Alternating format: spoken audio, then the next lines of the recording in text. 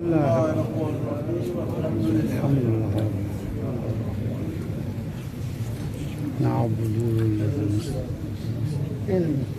اللهم اغفر المؤمنين والمؤمنات والمسلمين والمسلمات الأحياء منهم والأموات تابع بيننا وبينهم بالخيرات إنك سميع المجيب الدعوات إنك قاضي الحاجات إنك لا جعلت لكل شيء قدرا إن الله وملائكته يصلون على النبي يا أيها الذين آمنوا صلوا عليه وسلموا تسليما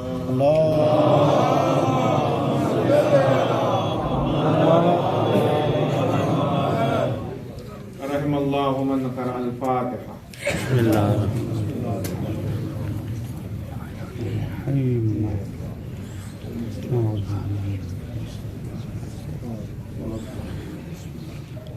عليهم غيظ لا حول ولا قوة إلا بالله العلي العظيم. بسم الله الرحمن الرحيم. الحمد لله رب العالمين. الحمد لله الذي يخلق ولم يخلق ويرزق ولا يرزق ويطعم ولا يطعم ويميت الأحياء ويحيي الموتى وهو حي لا يموت بيده الخير وهو على كل شيء قدير. نعم المولى ونعم النصير حسبنا الله ونعم الوكيل. ثم الصلاة والسلام والتحية والإكرام على سيدنا ونبينا وطبيب نفوسنا أبي القاسم المصطفى محمد.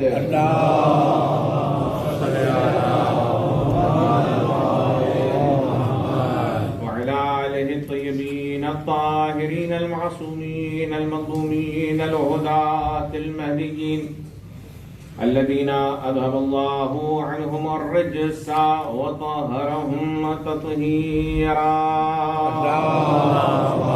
صل على واللعنة الدائمة الباقية على أعدائهم أعداء الله. أما بعد قال الله تبارك وتعالى بسم الله الرحمن الرحيم وجعلنا منهم أئمة يهدون بأمرنا لما صبروا وكانوا بآياتنا يوقنون. ایک صلوات پر محمد وآلہ محمد. 7 محرم الحرام کی شب ہے اور سلسلہ مجالس کا یہ 7واں سلسلہ ہے. مسلسل ہم گفتگو کر رہے ہیں اس عنوان پر امامت در آئین قرآن و حدیث. آج جو لوگ مسلسل تشریف لا رہے ہیں وہ خوب مستحضر ہیں، جانتے ہیں کہ ہم نے آپ کی خدمت میں یہ عرض کیا کہ تشیع کے یہاں شیعہ مکتب اہل بیت کے ماننے والے اس بات پر متفق ہیں اور یقین رکھتے ہیں کہ امام اور ائمہ کا انتخاب من جانب اللہ ہوتا ہے، کیونکہ جو چیز ظاہر ہے اللہ خالق انتخاب کرے ظاہر سی بات ہے وہ اتم و اکمل ہوگی. جو انسان انتخاب کرے گا اس میں کہیں نہ کہیں نقص نظر آئے گا. لہذا ہم یہ کہتے ہیں کہ اللہ انتخاب کرتا ہے، اسے وہ عصمت سے زیور عصمت عطا کرتا ہے. ہمارے سارے کے سارے ائمہ جس طرح رسول اللہ معصوم ہیں اسی طریقے سے ائمہ علیہ السلام بھی معصوم. پھر اللہ انہیں ہادی بنا کر بھیجتا ہے اور ہدایت کے لیے ظاہر ہے علم کا ہونا ضروری ہے، تو انہیں اللہ نے علم دیا. عالم الغیب ظاہر و باطن قرآن کو وہ جانتے ہیں، انسان کے بھی ظاہر و باطن کو جانتے ہیں. اور اس کے بعد یہی وجہ ہے کہ قرآن مجید کے حوالے سے کچھ آیات آپ کی خدمت میں پیش کی کہ اللہ تعالیٰ نے ان کو اہل ذکر سے، ائمہ علیہ السلام کو اہل ذکر سے ان کا تعارف کروایا. اور کبھی کہا راسخون فی العلم ہیں، کبھی کہا ومن عنده علم الکتاب ہیں. یہ ساری گفتگو ہم کر چکے ہیں اور گزشتہ 2 مجالس میں نے یہ عرض کیا کہ ان کی خصوصیت یہ ہے ائمہ علیہ السلام کی کہ یہ اپنے قول اور فعل اور عمل، نیت و اعتقاد میں ہر اعتبار سے سچے ہیں. اسی لیے اللہ نے حکم دیا کہ ان کے ساتھ ہو جاؤ کونوا مع الصادقین. اور پھر اس کے بعد کل کی مجلس میں امام زمانہ علیہ السلام کے حوالے سے آپ کی خدمت میں آیات پیش کی کہ اللہ تبارک و تعالیٰ نے ائمہ کا ذکر کیا ہے، ان کی صفات کو بیان کیا ہے. اور میں نے یہ عرض کیا کہ امام زمانہ علیہ السلام کی تقریباً 130 آیات ہیں قرآن مجید کی کہ جن کی تعویل و تفسیر امام زمانہ علیہ السلام سے. کیوں؟ اس لیے کہ حضور کہہ کر گئے تھے وَلَن يَفْتَرِقَا، میں دو چیزیں تمہارے درمیان چھوڑ کر جا رہا ہوں، اللہ کی کتاب اور میری عطرت اہل بیت. وَلَن يَفْتَرِقَا، یہ دونوں ایک دوسرے سے جدا نہیں ہے. تو قرآن اہل بیت اطہار کا تذکرہ کرتا ہے اور اہل بیت اطہار قرآن مجید کا تذکرہ کرتے ہیں. تو لہٰذا امام زمانہ علیہ السلام کے حوالے سے چونکہ وقت کے امام ہیں، ہم نے کل مفصل اور اہم گفتگو کی. آج ان آیات کو پیش کرنا ہے انشاءاللہ اب سے آئندہ مجالس میں کہ جو تعلق رکھتے ہیں ان مولا سے کہ جن کی عزا کے لیے ہم جمع ہوئے ہیں، یعنی ابا عبداللہ الحسین علیہ السلام. ایک صلاۃ پڑھیں محمد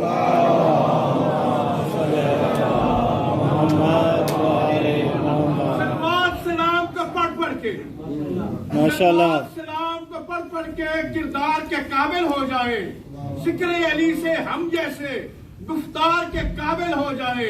یہ اشک نہیں، آنکھوں کا وضو ہم اس لیے اکثر کرتے ہیں سرکار محمد مہدی کے دیدار کے قابل. نعرہ حیدری. عزیزان گرامی، وہ آیات کے جو ہمارے مولا ابا عبداللہ حسین سے تعلق رکھتی ہیں، اور عزیزان گرامی حسین کا تعلق کیسے ہے قرآن مجید سے کہ اللہ تعالیٰ نے قرآن مجید کی ایک آیت میں فرمایا لا یمسہ الا المطہرون، قرآن مجید کو مس نہیں کر سکتے. ظاہری معنی یہ ہے کہ قرآن مجید کو مس نہیں کر سکتے مگر وہ لوگ کہ جو مطہر ہیں، پاک ہیں. تو ہمارے بھائیوں نے یہ ترجمہ کیا وہ لوگ کہ جو وضو کرتے ہیں وہ مس کر سکتے ہیں. ہاں یہ بھی ایک معنی ہے، جیسے میں نے کہا تھا نا ایک آیت کے کئی معنی ہیں، تو یہ ظاہری معنی ہے. باطن کیا معنی ہے؟ باطن یہ معنی ہے دوسرے معنی کہ قرآن کے معانی تک، گہرائی تک وہ نہیں پہنچ سکتا ہے مگر وہ کہ جو مطہر اور پاک و پاکیزہ ہو. اور پھر اس کے بعد عزیزان گرامی جو رسائی اہل بیت اطہار علیہ السلام کو ہے قرآن مجید سے، ایسی رسائی ہے کہ امام حسین علیہ السلام نے ہم کب تلاوت کرتے ہیں؟ جب تک زندہ ہیں تب تک تلاوت کرتے ہیں. جیسے ہی سانسیں اکھڑ جاتی ہیں، انسان کا جسم غیر متحرک ہو جاتا ہے، اس کے بعد نہ لب ہلتے ہیں، نہ قرآن انسان پڑھ سکتا ہے بلکہ دوسرے اس کے ایصال ثواب کے لیے قرآن پڑھتے ہیں. لیکن میرا مولا ایسا ہے ابا عبداللہ الحسین کہ سر نوکے نیزہ پر ہے، لیکن اس کے باوجود بھی قرآن کی تلاوت کر رہا ہے اور بتلا رہا ہے کہ ہم ہی وہ مطہر ہیں کہ جن کو قرآن کی طرف مرنے کے بعد، شہادت کے بعد بھی رسائی ہے. انسان کی جبی پہ ستارے سجا دیے، انسان کی جبی پہ ستارے سجا دیے، زخموں کے پھول دشتے بلا میں کھلا دیے، نوکے سینہ پہ بول کے میرے حسین نے تاریخ کی زبان پہ تالے لگا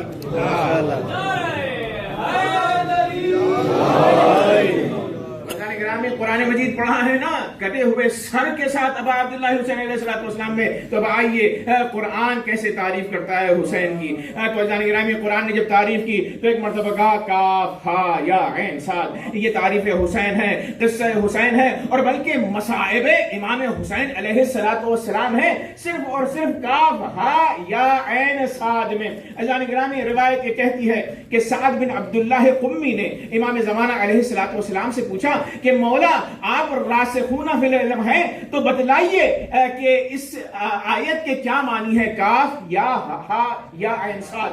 تو میرے مولا سے جب پوچھا گیا تو میرے مولا نے فرمایا کہ ہذہ الحروف من انباء الغیب، یہ حروف عام حروف نہیں ہیں بلکہ غیب کی خبریں اس کے اندر پوشیدہ ہیں. اطلع اللہ عبدہ زکریا، اللہ نے جس کی اطلاع جناب زکریا کو دی تھی. اور جناب گرامی کیا کیسے اطلاع دی؟ ایک مرتبہ جناب زکریا نے اللہ سے کہا پروردگارا تو پیغمبروں کو جو چیز تعلیم دیتا ہے ان تعلیمات میں سے اسماء ائمہ طاہرین علیہ السلام ہے. توجہ کا طالب ہوں. اللہ پیغمبروں کو محمد و علی و فاطمہ و حسن و حسین یہ اسماء کی تعلیم دیا کرتا تھا تاکہ وہ ان کے ذریعے وسیلہ قرار دیں، انہیں وسیلہ قرار دیں اپنی حاجات کے لیے. تو ایک مرتبہ اللہ نے جبرائیل کو بھیجا، کہا جاؤ زکریا کو تعلیم دو. جناب زکریا کو جب انہوں نے تعلیمات دیے تو ظاہر سی بات ہے اللہ محمد علی فاطمہ حسن حسین پنجتن پاک کا تذکرہ ہوا. پھر اس کے بعد روایت یہ کہتی ہے کہ جبرائیل امین نے کاف ہا یا عین سات بتلایا. یہ نازل ہوا کس کے اوپر؟ جناب زکریا پر. تو جناب زکریا نے جبرائیل سے پوچھا کیا مراد ہے؟ تو ایک مرتبہ کہا کاف سے مراد کربلا ہے، ہا سے مراد ہلاکت عطرت ہے، اور پھر اس کے بعد یا سے مراد یزید ملعون ہے، اور پھر اس کے بعد عین سے مراد آتش اہل بیت، پیاس اہل بیت اطہار علیہ السلام کی مراد ہے. سات سے مراد صبر ابا عبداللہ الحسین علیہ السلام ہے. عزیزان گرامی جب یہ واقعہ پورا ہوا تو اس کے بعد اہل بیت اطہار کے نام سنائے. تو روایت یہ کہتی ہے کہ جناب زکریا محمد علی فاطمہ حسن حسین ورد کیا کرتے تھے، اور روایت یہ کہتی ہے کہ جب جب وہ محمد علی فاطمہ اور حسن کا نام لیتے تھے سریا بہی ہمو، ان کے تمام مشکلات اور ہم و غم ختم ہو جاتے تھے. ونجلا کربو، اور ان کی جو کرب ہے مشکل ہے وہ ختم ہو جاتی تھی. تو عزیزان گرامی یہ پنجتن پاک علیہ السلام میں علی کے نام سے صرف اور صرف ہماری مشکل حل نہیں ہوتی، بلکہ علی ابن ابی طالب پنجتن پاک وہ ہیں کہ جن کے ناموں سے انبیاء کی مشکل برطرف ہوا کرتی ہے. ایک صلوات پڑھیں محمد و آل محمد.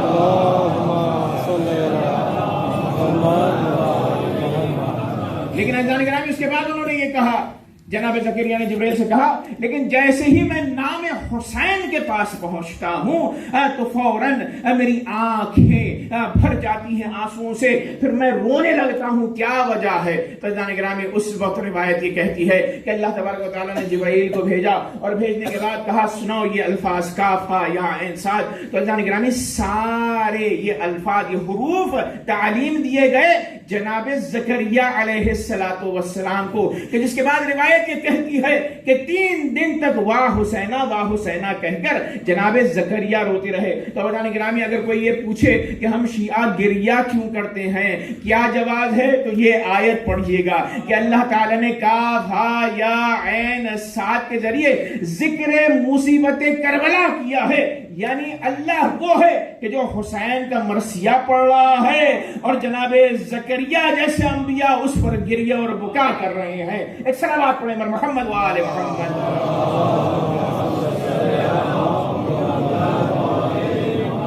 حیدر کے وسیلے سے دعا مانگا کر، حیدر کے وسیلے سے دعا مانگا کر، سجاد کے صدقے میں شفا مانگا کر، مٹ جائے گی دنیا کے سوے غم، تیرے لیے شبیر کا غم صبح و مسا مانگا کر.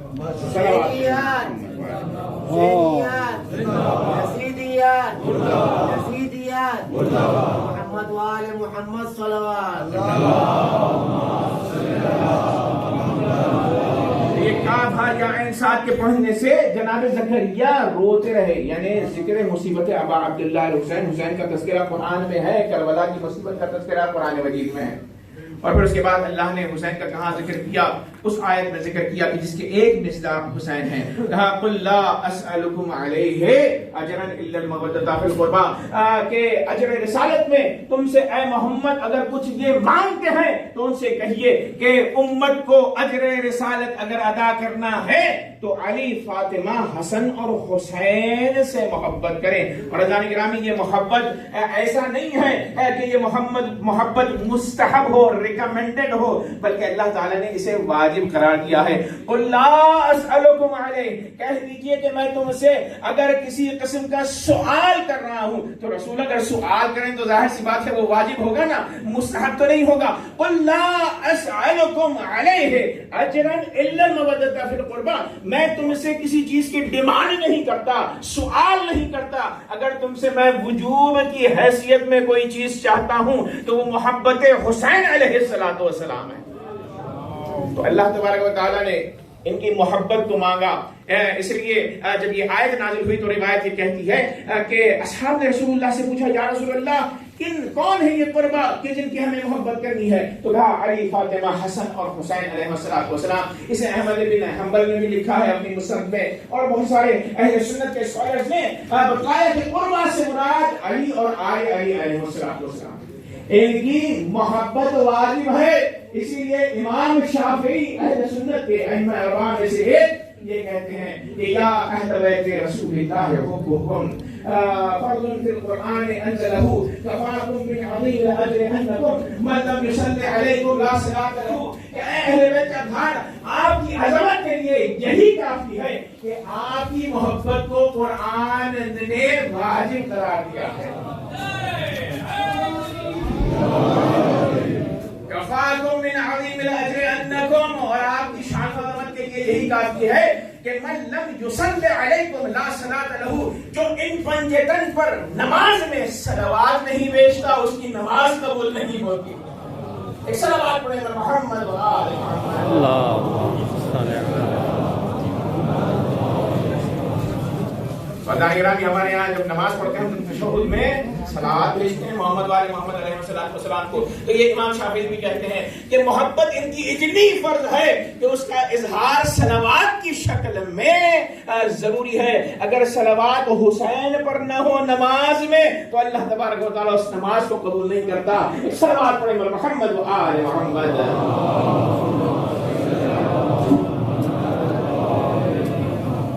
من لم یصلی علیکم لا صلاۃ لہ. اور گرامی، اللہ تبارک و تعالیٰ نے ان سے محبت کا حکم دیا.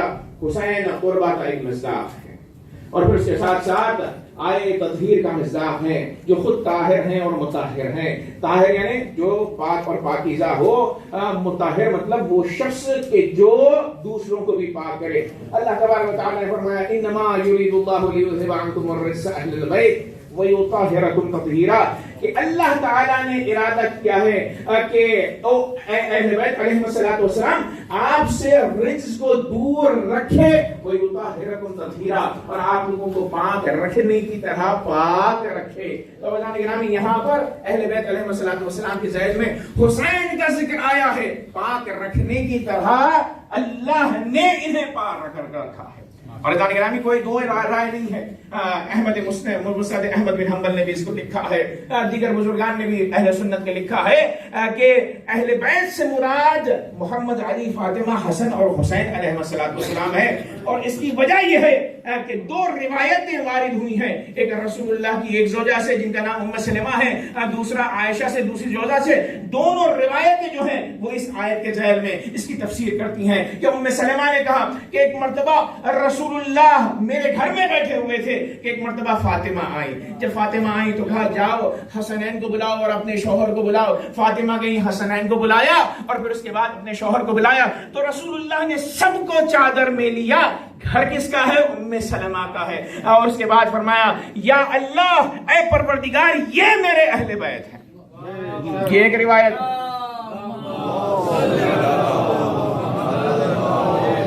یہ میرے اہل بیت ہیں، یعنی علی، فاطمہ، حسن اور حسین، جنہیں تو نے رجس سے دور رکھا ہے اور پاک رکھنے کی طرح پاک رکھا ہے. تو گرامی، یہ روایت پھر دوسری روایت رسول اللہ کی دوسری زوجہ سے ہے کہ انہوں نے بھی کہا کہ میرے گھر میں رسول اللہ بیٹھے ہوئے تھے، علی آئے، حسن آئے، حسین آئے. ظاہر سی بات ہے حدیث کی ہم پڑھتے رہتے ہیں، مانوس ہے الفاظ سے. تو رسول اللہ نے وہاں پر سب کو پھر سے لیا چادر میں، چادر کے سامنے، اور پھر اس کے بعد کہا پروردگارا یہی میرے اہل بیت ہیں. تو زوجہ نے پلٹ کر کہا یا رسول اللہ، ہم بھی داخل ہونا چاہتے ہیں. تو انہوں نے کہا انک علی خیر. ام سلمہ سے کہا، ام سلمہ نے کہا کہ ہم بھی داخل ہونا چاہتے ہیں چادر میں. تو کہا اے ام سلمہ، آپ خیر پر ہیں انکے من ازواج النبی، آپ ازواج نبی سے ہیں، ازواج نبی اور اہل بیت میں فرق پائے گا۔ لیکن مسئلہ کیا ہوا؟ مسئلہ یہاں پر یہ ہوا کہ زمخشری جیسے علماء اہل سنت اٹھے، بیضاوی اٹھے اور اٹھنے کے بعد انہوں نے کہا کہ یہ پنجتن پاک کی شان میں نازل نہیں ہوئی، بلکہ یہ آیے تطہیر نازل ہوئی ہے ازواج رسول اللہ کے لیے۔ اب ظاہر سی بات ہے ان کی جو دلیل ہے قرآن مجید سے ہے، ان کی دلیل وہ یہ کہتے ہیں کہ ماں قبل و ماں بعد آیتیں پڑھیں قرآن کی تو اللہ تعالیٰ ازواج رسول کی بات کر رہا ہے، یعنی آیت تطہیر سے پہلے چلے جائیں اور آیت تطہیر کے بعد آئیں تو اللہ تعالیٰ مکالمہ کر رہا ہے، مخاطب گفتگو کنورسیشن جس سے ہو رہی ہے وہ رسول اللہ کی ازواج ہیں۔ تو اہل سنت یہ کہتے ہیں کہ یہ آیت ان کے لیے نازل ہوئی ہے، جبکہ گرامی ہم جواب میں یہ کہتے ہیں ہاں چلے کوئی مسئلہ نہیں، آپ نے ایک دلیل دینے کی کوشش کی، لیکن آئیے ان آیات کو پڑھیے کہ جو ماں قبل ہیں اور ماں بعد ہیں، پہلے جو آیات آئی ہیں بعد میں آئی ہیں۔ اللہ تعالیٰ نے کیا کہا؟ لہجہ سنیے گا کہ اللہ تعالیٰ نے سخت لہجے میں کہا یا نساء النبی، اے رسول کی عورتیں بیویاں، لستن کاحد من النساء ان اتقیتن، اگر آپ تقوی اختیار کریں تو آپ دیگر عورتوں کی طرح نہیں ہیں۔ اس کا مطلب یہ ہے کہ آپ کا مرتبہ بلند ہے بشرطے ان کے تقوی اختیار کریں، لیکن اگر تقوی نہیں ہوگا تو ظاہر سی بات ہے آپ کو شرف حاصل نہیں ہوگا۔ پھر اللہ تعالیٰ نے آیت میں آگے بڑھ کر کہا کہ اپنی آواز کو دھیما رکھیں، ایسے انداز میں گفتگو کریں کہ جن کے دل میں مرض ہے، یعنی کچھ اصحاب تھے کہ جو ازواج نبی سے عقد کرنا چاہتے تھے رسول اللہ کی وفات کے بعد، تو کہا ایسے لوگوں کے سامنے سخت لہجے میں گفتگو کیجیے گا تاکہ جس کے دل میں مرض ہے وہ تمام آپ کی طرف نہ کرے۔ اور پھر اس کے بعد فرمایا وَقَرْنَ فِي بُيُوتِكُنَّ وَلَا تَبَرَّجْنَ تَبَرُّجَ الْجَاهِلِيَّةِ الْأُولَىٰ، اپنے گھروں میں بیٹھی رہیں، وَقَرْنَ فِي بُيُوتِكُنَّ، اپنے گھروں میں بیٹھی رہیں، کیوں کہا کہ اللہ تبارک و تعالیٰ کو پتا تھا کہ ان بیویوں میں سے ایک بیوی آئندہ علی اللہ کے مقابلے میں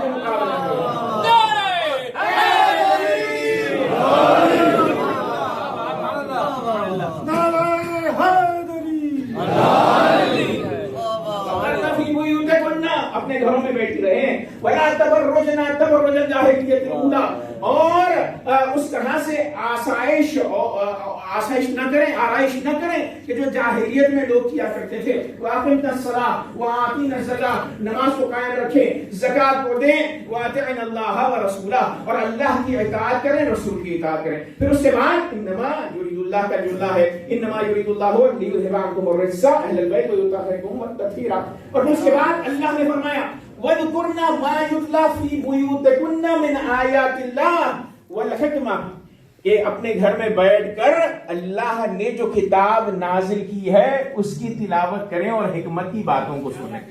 وَاذْكُرْنَ مَا يُتْلَىٰ، کہ اپنے گھر میں بیٹھ کر جو آیات ہم نے نازل کی ہیں ان آیات کا مطالعہ کریں۔ سمجھانے گرامی یہ آیات میں نے پڑھ دی، ترجمہ آپ کی خدمت میں کر دیا، لیکن آیت تطہیر سے پہلے اور آیت تطہیر کے بعد والی جو آیات ہیں، گرامر اگر کسی نے بیسک پڑھ رکھی ہو عربی کی تو وہ سمجھے گا کہ جملوں میں بے انتہا فرق ہے۔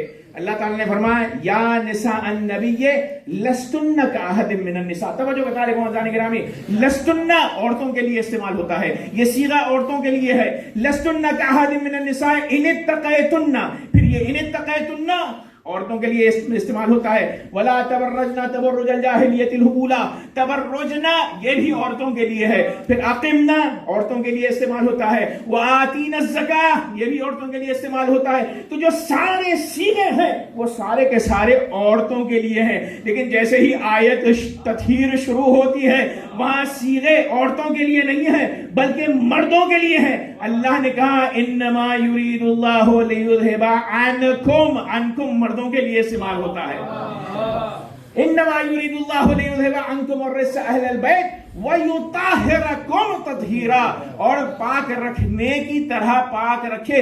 تو کم کا لہجہ بدلا رہا ہے، یہ خطاب ازواج سے نہیں ہے بلکہ مردوں سے ہے، یعنی علی، حسن اور حسین اور فاطمہ الزہرا سلام اللہ علیہا۔ ایک صلوات پڑھیں محمد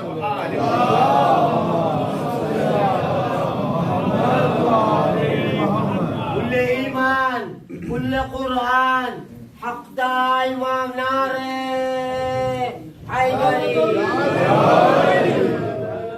وَاذْكُرْنَ مَا يُتْلَى فِي بُيُوتِكُنَّ، کنہ عربی زبان میں عورتوں کے لیے آتا ہے، اور مرد کے لیے کیا آتا ہے؟ کم. ٹھیک ہے، لفظ کم آتا ہے.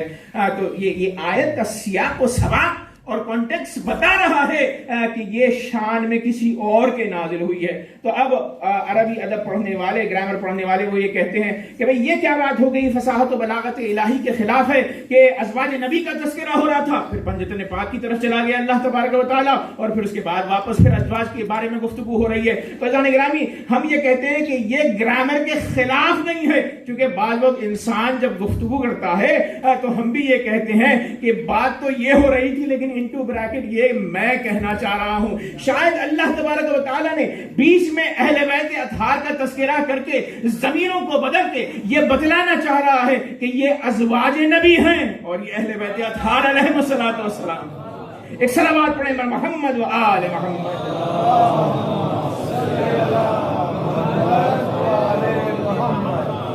اور پھر اس کے بعد اگر توجہ فرمائیں تو اللہ تبارک و تعالیٰ نے کیا فرمایا؟ انما یرید اللہ لیذھب عنکم الرجس اہل البیت. اہل البیت ہے. عربی زبان میں اگر رجلن کہا گیا تو اس کا مطلب یہ ہے کہ کوئی بھی مرد ہو سکتا ہے، لیکن اگر الرجل کہا جائے تو اس کا مطلب یہ کہ خاص کوئی ہے.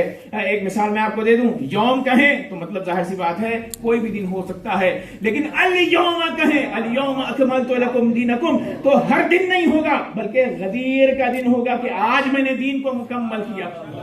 تو عزیزان گرامی، اللہ تعالیٰ نے فرمایا اہل البیت، الف لام کے ساتھ ہے، اہل بیت نہیں کہا. اس کا مطلب یہ ہے کہ اللہ جب اہل بیت کا ذکر کرنا چاہ رہا ہے تو سب کو رسول اللہ کے خاندان کے شامل نہیں کر رہا، بلکہ وہ بعض کو داخل کر رہا ہے اور بعض کو خارج کر رہا ہے. ایک صلوات پڑھیں محمد و آل محمد.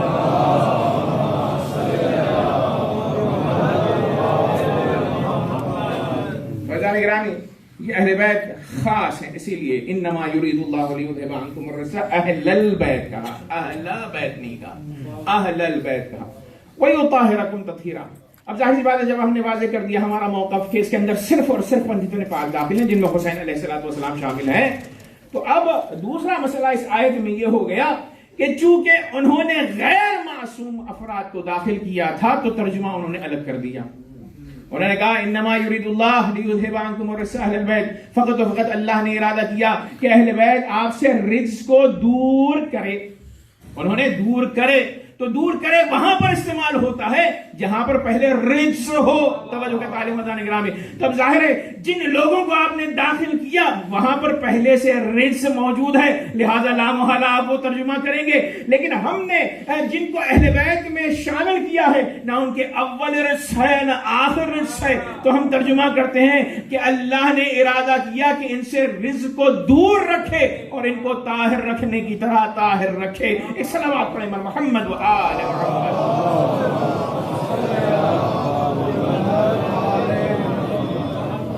عزیزان گرامی،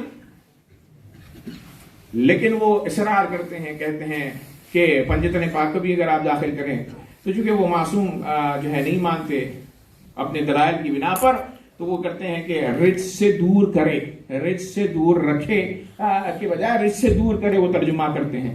جبکہ عزیزان گرامی یہ ترجمہ غلط ترجمہ ہے، چونکہ قرآن مجید میں ایک اور ایک آیت ہے کہ جس میں اللہ تعالیٰ نے جناب اسماعیل اور ابراہیم علیہ السلام سے فرمایا طاہرا بیتیا للطائفین والعاکفین والرکع السجود. طاہرا یعنی لفظ طہارت کا لفظ ہے. تو اب یہاں پر ترجمہ کیا کریں گے کہ اے ابراہیم و اسماعیل طاہرا. کس کی طہارت کی بات ہو رہی ہے؟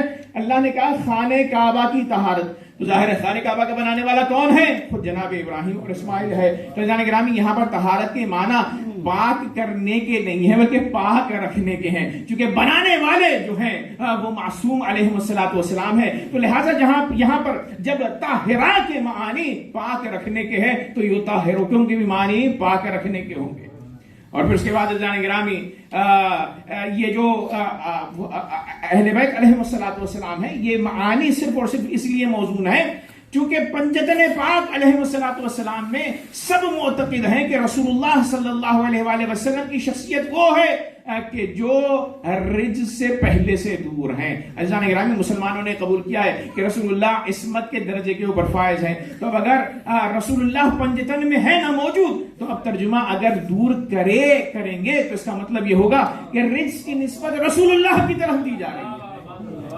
لہذا یہ ترجمہ صحیح نہیں ہے. اور یہ ترجمہ دیگر جہت سے بھی کیوں صحیح نہیں ہے؟ اس لیے کہ پنجتن پاک جب یہ آیت نازل ہوئی تو حسنین علیہ السلام نابالغ افراد میں ہے. اور عزیزان گرامی، اگر رزق کو دور کرے ترجمہ کریں گے تو ظاہر سی بات ہے ترجمہ غلط ہو جائے گا. سامنے والا یہ کہے گا حسنین علیہ السلام، اگر آپ ان کو بعد از بلوغ معصوم نہیں مانتے، لیکن ہر شخص دنیا کا یہ کہتا ہے کہ نابالغ بچہ معصوم ہوتا ہے، تو اس وقت اس جگہ پر جبکہ حسنین علیہ السلام موجود ہیں چادر قصہ میں، تو رکھنے والا ترجمہ موزون ہے، کرے والا ترجمہ موزون نہیں ہے. ایک صلوات پڑھیں بر محمد و آل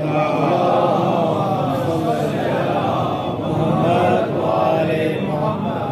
تو اللہ تبارک و تعالی نے آیے تطہیر میں حسین کا تذکرہ کیا، اور ایسے حسین ہیں کہ جو طاہر بھی ہیں مطہر بھی ہیں.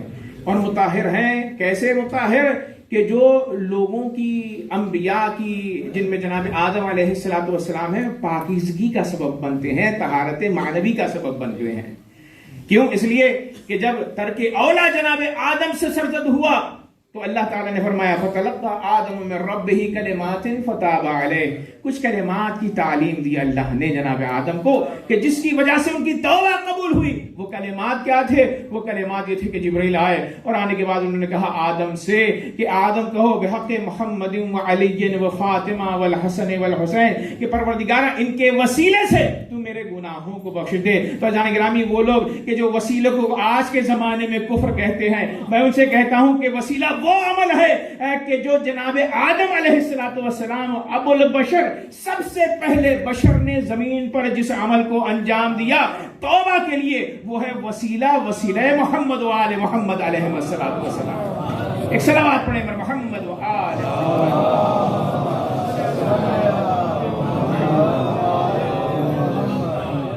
حسین کا تذکرہ اللہ تبارک و تعالی نے آیہ مباہلہ میں کیا. ابنا کا رتبہ دیا، رسول اللہ کے فرزندوں میں انہیں شامل کیا. اور جب حسین گئے ہیں مباہلے کے لیے، تو مباہلے کے بعد وہاں پر اسلام کی حقانیت کو حسین نے ثابت کیا. مباہلہ وہ مقام ہے کہ جہاں پر حقانیت اسلام کا ثبوت حسین ابن علی نے دیا، اور کربلا وہ مقام ہے کہ جہاں پر اسلام کو حسین نے بقا کی منزل تک پہنچا. تو اللہ تعالیٰ نے آئے مباہلہ میں بھی حسین ابن علی ابن ابی طالب کا تذکرہ کیا. اور پھر اس کے بعد اللہ نے قرآن کی عمومی آیات جو ہیں، مثلا ایک آیت ہے اللہ فرماتا ہے یریدون لیطفئوا نور اللہ بافواہہم واللہ متم نورہ ولو کرہ الکافرون، کہ کچھ لوگ یہ ایسے ہیں کہ جو اللہ کے نور کو پھونک مار کر بجھا دینا چاہتے ہیں. یریدون لیطفئوا نور اللہ بافواہہم واللہ متم نورہ، اللہ اپنے نور کو مکمل کرنے والا ہے، گرچہ کافرین مشرکین اس بات سے ناراض ہوں. جب یہ آیت نازل ہوئی تو میرے مولا سے کسی صحابی نے پوچھا کہ وہ کون سا نور ہے کہ جسے لوگ بجھا دینا چاہتے تھے؟ تو کہا وہ نور امامت ائمہ طاہرین علیہ السلام ہے کہ جسے لوگ بجھانا چاہتے تھے، لیکن اللہ نے کہا واللہ متم نورہ، اللہ اپنے نور کو تمام کرے گا. تو لہٰذا اس نے امام علی ابن ابی طالب کو بھی قائم کیا، یہاں تک کہ متم نور کون ہے؟ امام مہدی علیہ السلام ہے. لاکھ کافر ناراض ہوتا رہے، خوش نہ رہے، لیکن اللہ تبارک و تعالی امام مہدی کا ظہور فرمائے گا. ایک صلوات پڑھیں گا محمد و آل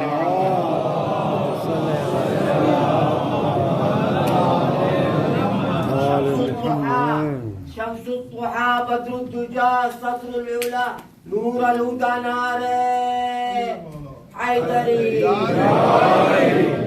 اور جان گرامی، اس آیت کا پھر سے الگ ترجمہ کرتے ہیں امام حسین کو لے کر، یریدون لیطفئوا نور اللہ بافواہہم، کہ کربلا میں یزید یہ چاہتا تھا کہ نور پروردگار بجھ جائے، واللہ متم نورہ، لیکن شہادت ہونے کے باوجود بھی آج گھر گھر، ہر جگہ، ہر ملک، ہر دہر و دیار میں کس کا ذکر ہے؟ ابا عبداللہ حسین کا ذکر ہے. یہ اللہ کا وعدہ ہے واللہ متم نورہ، تم جتنی نور پروردگار کی مخالفت کرنا چاہو لیکن اللہ اس کو تمام اکمل کمال تک پہنچا کر رہے گا. ایک صلوات پڑھیں محمد و آل محمد.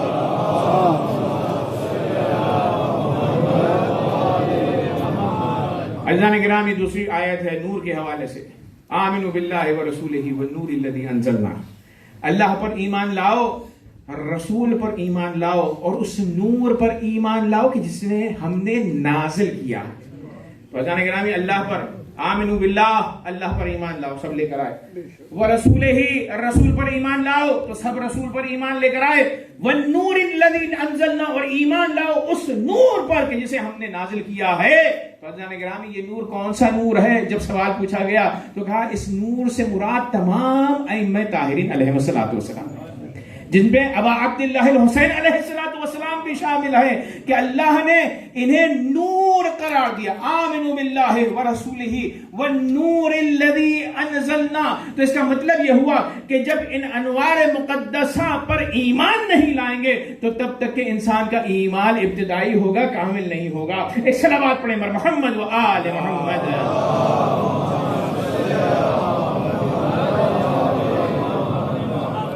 اب نور الذی انزلنا سے بعض لوگوں نے نور سے مراد دین لیا ہے. ٹھیک ہے, دین کو بھی شامل ہوگا, یہ بھی معنی کر لیجیے, ایک معنی لے لیں. نور سے مراد قرآن کو لیا ہے کچھ لوگوں نے, ٹھیک ہے وہ بھی معنی لے لیں. لیکن تیسرے معنی کیا ہوں گے؟ جیسے میں نے کہا ایک آیت کے کئی معنی, تو دین سے بھی ہمیں مخالفت نہیں ہے, ظاہر سی بات ہے. دین حسین علیہ السلام ہے اور حسین دین ہے, تو اس میں کوئی حرج نہیں ہے. تو اگر کسی نے کہا کہ نور سے مراد یہاں پر دین ہے تو ظاہر سی بات ہے ہمارا ایمان دین پر ہے. اگر کسی نے کہا قرآن ہے تو کہا ہم قبول کریں گے کہ نور سے مراد قرآن ہے, قرآن پر ہمارا ایمان ہے. اور لیکن اگر یہ کہا جائے کہ نور سے انوار ائمہ طاہرین علیہ السلام ہے تو وہ بھی بات قابل قبول ہونی چاہیے. اور انہیں نور کیوں کہا گیا ائمہ طاہرین علیہ السلام کو؟ تو مولا پلٹ کر فرماتے ہیں کہ یہ انوار الہی ہیں, اللہ کے نور ہیں, کیونکہ جو ان سے متمسک ہوتا ہے ینورونہ, جو ان کے دامن کو تھام لے وہ اسے منور کر دیتے ہیں, اسی لیے آپ کو نور کہا گیا ہے. ایک صلوات پڑھیں محمد و آل محمد.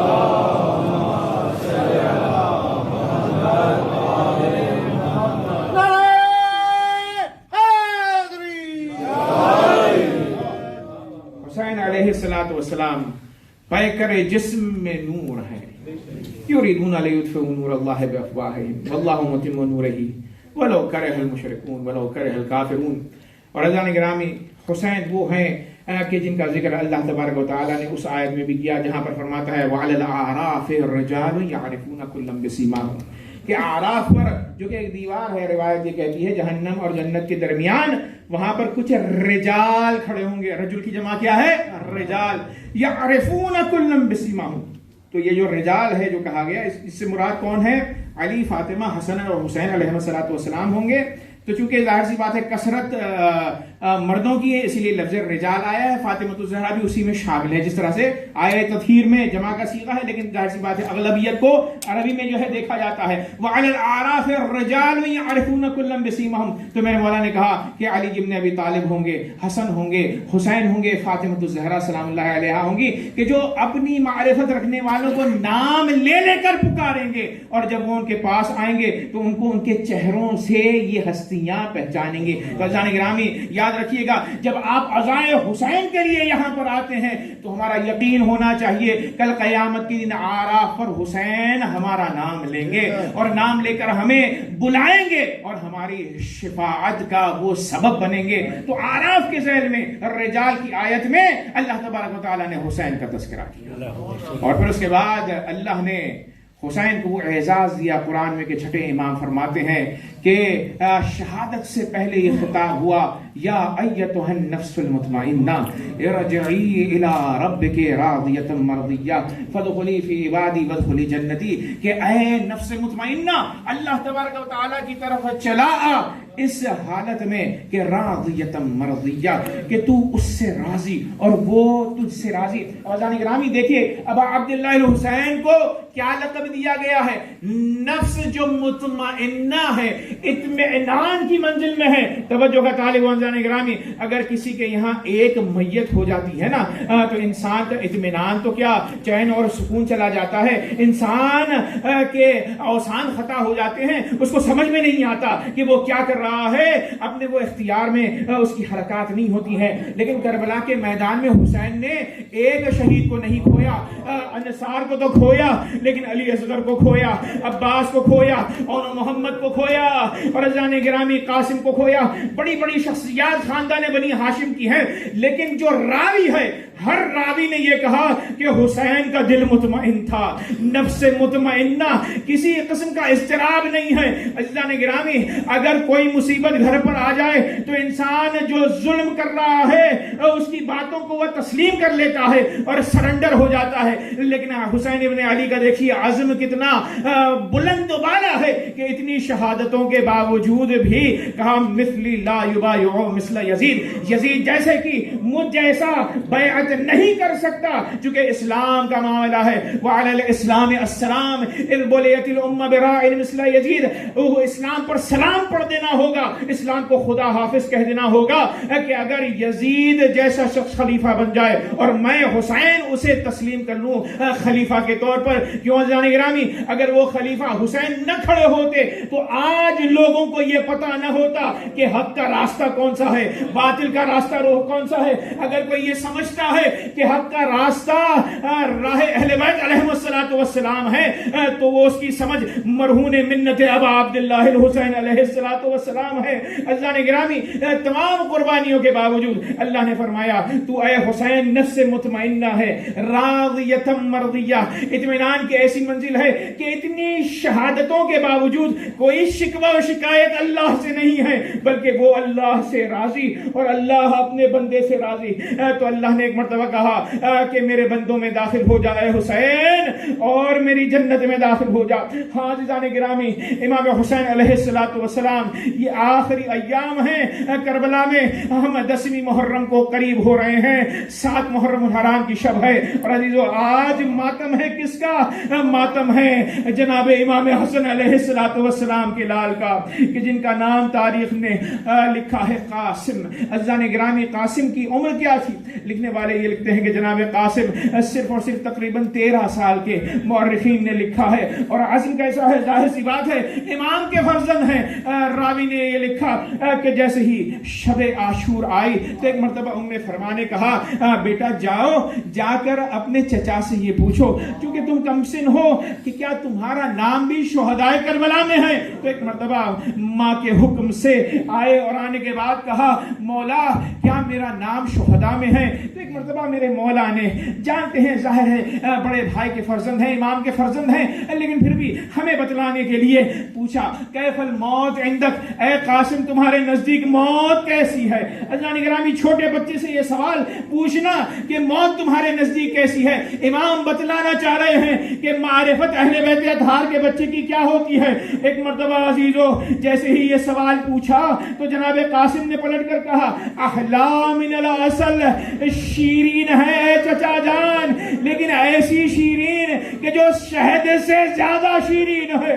عزیزان گرامی جیسے ہی اس بات کو سنا تو میرے مولا نے کہا قاسم تم شہید ہو گے اور میرا ننھا علی الاصغر بھی یاد رکھو کربلا کے میدان میں کل کو شہید ہوگا۔ جیسے ہی اس جملے کو سنا تو ایک مرتبہ انگڑائی لی، بندے قبا ٹوٹے۔ ایک مرتبہ پوچھا قاسم نے مولا کیا لشکر خیمے میں چلا آئے گا جو علی اصغر کو وہ شہید کریں گے؟ تو ایک مرتبہ کہا نہیں قاسم میں سوال آپ کے لیے لے کر جاؤں گا، لیکن ظالم پانی کے بجائے تیرے ستم سے اس کے گلے کو چھید ڈالیں گے۔ اجرکم من اللہ۔ رات گزرتی رہی عزیزان گرامی، رات میں پھر لکھا گیا ہے کہ جناب ام فروا بیٹے سے یہ کہتی رہی کہ بیٹا یاد رکھو اپنی جان کو حسین پر قربان کرنے سے دریغ نہ کرنا، جیسے ہی کل صبح عاشور ہو تو جاؤ اور جا کر حسین سے اجازت لو اور مقتل میں جا کر اپنی قربانی کو پیش کرنا۔ عزیزان گرامی صبح عاشور نمودار ہوئی، جوانان بنی ہاشم काशिफ जब जानने लगे तो एक मरतबा उम्मे फरमा ने फिजा से पूछा कि कासिम क्यों नहीं गए। अजीजो रिवायत ये कहती है कि कासिम को जब बुलाया गया तो कासिम ने कहा अम्मा चचा जान इजाजत नहीं देते। तो अजीजो ये माँ है, तैयार किया अपने हाथों से। कल मैंने जनाब मोहम्मद के मसाइब पढ़े, ज़ैनब ने भी तैयार किया, उम्मे फरमा ने भी तैयार किया, और आने के बाद मेरे मौला के पास कहती हैं ऐ मेरे मौला मेरे पास कुछ नहीं है सिवाय इस हसन की निशानी के, मैं इसे आपकी राह में कुर्बान करना चाहती हूँ। अजीज़ान गिरामी, वो औरत कि जिसका शोहर जवानी में इस दुनिया से चला जाए उसका बेटा ही उसके लिए सब कुछ होता है, लेकिन सलाम हो उम्मे फरमा पर कि वो अपने फर्जंद कासिम को हुसैन पर कुर्बान करना चाह रही हैं। अज़ीज़ान गिरामी, अरबाब मक्तब ये भी पढ़ते हैं कि मेरे मौला ने जब इजाजत नहीं दी तो एक मर्तबा जनाब कासिम बैठे हुए थे, गिरिया कर रहे थे कि एक मर्तबा याद आया कि बाबा ने आखिरी वक्त जाते जाते एक तावीज बांधा था और कहा था कि जब जरूरत का वक्त आए तो इस तावीज को खोलना और पढ़ लेना। तो कहा जरूरत का वक्त इससे बड़ा क्या हो सकता है, मुसीबत का वक्त इससे बड़ा क्या हो सकता है। अब जो कासिम ने तावीज को खोला लिखा था ऐ कासिम ये मेरा हुक्म है, कल को अगर हुसैन पर कोई जुल्म सितम हो तो अपनी जान को कुर्बान करने में दरेग न करना। तावीज को जैसे ही खोला, चूमा बाबा की तहरीर को, हुसैन के पास आए, हुसैन ने तहरीर को चूमा और चूमने के बाद अब क्या कहते, इमाम हसन का हुक्म था, खुदा हाफिजी जब करने लगे तो रावी ये कहता है कि पहले भतीजे को हुसैन ने करीब किया, सीने से लगाया, दोनों चचा भतीजी ने इतना गिरिया किया कि दोनों गश खा गए। मुझे पता नहीं करबला के मैदान में पानी तो नहीं था, इन दोनों को गश से कैसे हिफाता हुआ हो सकता है। अजीजों, ज़ैनब उम्मे कुलसूम ने आंसुओं के जरिए उन्हें गश की हालत से बेहोशी से होश में लाया। अजरुकुम अल्लाह। अब अज़ान गिरामी, रावी ये कहता है कि मेरे मौला ने हसन को, अपने भाई के लाडले को अपने हाथों से तैयार किया, घोड़े पर सवार किया, कद चूंकि छोटा था रिकाबों को ऊंचा किया, तलवार हमायल की, अमामा सफेद सर पर रखा और दूसरे को सीने पर डाला और गरेबान को चाक किया। अज़ान गिरामी, जनाब कासिम ने जब ये देखा कि गरेबान चाक हुआ है तो चचा से पूछा, चचा ये गरेबान को चाक क्यों किया? कहा कि ऐ कासिम ये यतीमी की निशानी है। मैं चाहता हूं कि ये लश्कर आदा समझ जाए कि अब जो आ रहा है मक्तल की तरफ वो यतीम इमाम हसन अलैहिस्सलातु वस्सलाम। अजीजों, ये कहकर हुसैन ने रुखसत किया कासिम को। कासिम आगे चले। मीर अनीस ने इसको बड़े अच्छे अंदाज में कहा कि माँ ने तो खुदा हाफिजी कर ली, अब जो कदम उठ रहे हैं कासिम के तो कदमों को देख रही है उम्मे फरमा कि कासिम जा तो रहे हो, बाद में देखना नसीब न होगा। हादसे ऐसे कहा चश्मे जहां ने देखे, बैठ कर नक्श कदम देर तक माने देखे उम्मे फरमाने खुदा हाफिजी की। और अज़ीज़ान गिरामी, रिवायत ये कहती है कि हसन का लाल है जब मक्तल में आया तो रजस पढ़ा, इन तुम के मुनी फान अब्दुल हसन सिब्तुन नबील मुस्तफल मोतमन हाज़ाल हुसैन कल असीर मुर्तहन बैना उनासिन ला सुकू सौबल मुजन। ये रजस पढ़ने के बाद जैसे ही इस शहजादे ने हमला किया तो पुश्तों के पुश्ते लगाए, अर्ज़क़ शामी को और उसके बेटों को सबको हलाक किया। रावी ये कहता है कि तकरीबन 60 से 70 के दरमियान लोगों को कासिम ने इस 13 साला जवान ने वासिले जहन्नम किया। कहां तक लड़ते, एक लाइन था कि जिसका नाम तारीख में अमर लिखा हुआ है, वो एक मर्तबा आगे बढ़ता है, कहता है कि इस बच्चे की माँ को मैं इसके मातम में बिठाऊंगा। अज़ीज़ान गिरामी, उसने छुप कर जनाबे कासिम के सर पर ऐसा वार किया कि हसन का लाल पुश्ते फरस से मुंह के बल ज़मीने करबला पर आया। जैसे ही गिरे चचा को आवाज दी, या अम्मा हो नहीं, चचा मदद के लिए आइए। अजीजों, जैसे ही साहबत का आवाज हुसैन ने सुना तो औकाब की तरह दौड़े हैं, घोड़े को दौड़ाया, दुश्मन के सफों को चीरते हुए आगे बढ़ते जाते हैं। मेरे मौला ने देखा कि कातिल قاتل چاہتا ہے کہ قاسم کے سر کو قلم کرے. ایک مرتبہ امام نے تلوار کی ضربت لگائی, قاتل کا ہاتھ قلم ہوا, اتنے میں بھگدڑ مچ گئی. قاتل نے مدد کے لیے لوگوں کو بلایا. عزیزو ایک ہجوم گھوڑ سواروں کا ہوا, ادھر کے گھوڑے ادھر, جو بھگدڑ مچی ادھر کے گھوڑے ادھر. عزیزو قاسم کا لاشا بیچ میں تھا, حسین لڑتے جاتے ہیں. عزیزو اب عالم یہ ہوا جب بھگدڑ مچی, قاسم کا لاشا گھوڑوں کی ٹاپوں میں پامال ہونے لگا. جیسے جیسے ٹاپ پڑتی, قاسم کہتے ہائے چچا ذرا جلدی آئیے. میرے مولا امام زمانہ نے قاسم پر سلام بھیجا, کہا سلام ہو میرا اس کربلا کے شہید قاسم پر کہ جس کی داہنی پسلیاں ٹوٹ کر بائیں طرف آ گئی اور بائیں پسلیاں ٹوٹ کر داہنی طرف آ گئی. اب عزیزو جب لشکر دور ہوا, حسین پہنچے تو دیکھ رہے ہیں کہ قاسم اپنی اڑیاں رگڑ رہے ہیں, جان نکلنا چاہتی ہے. بڑے حسین چچا ہے ظاہر ہے, کھڑے ہوئے شرمندگی کے ساتھ کہا اے قاسم چچا شرمندہ ہے, تم پکارتے رہے لیکن حسین کو آنے میں تاخیر ہو گئی. اب عزیزو جو لاشے کو اٹھانا چاہا تو دو روایتیں یہاں پر پڑھی جاتی ہیں. لاشا ٹکڑوں میں تقسیم ہو گیا. دوسری روایت یہ کہتی ہے کہ اتنی ٹاپیں پڑی کہ جسم چھوٹا تھا لیکن جسم لمبا ہو گیا. تو جیسے ہی حسین نے لاشے کو اٹھایا تو جو لاشا بدن میں آ جائے, اب وہ لاشا بدن میں نہیں بلکہ زمین پر خط دے رہا تھا. لاشے کو کھینچتے ہوئے خیمے کی طرف چلے. بیویاں آئیں, کہا قاسم کا لاشا کہاں ہے؟ تو وہ جو روایت پڑھی جاتی ہے کہ ٹکڑوں میں تقسیم ہو گیا تھا, تو راوی یہ لکھتا ہے کہ حسین نے ٹکڑوں کو ہوا میں جمع کیا.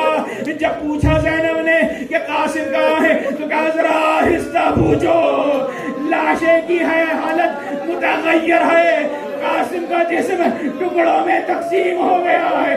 اب جو ماں آئی حضور کے پاس, میرے مولا کے پاس, ایک مرتبہ ماں نے بچے کی جب یہ کیفیت دیکھی تو بیویوں سے کہا ہے بیویوں آؤ دیکھو, پروردگار نے میری قربانی کو سب سے زیادہ قبول کیا.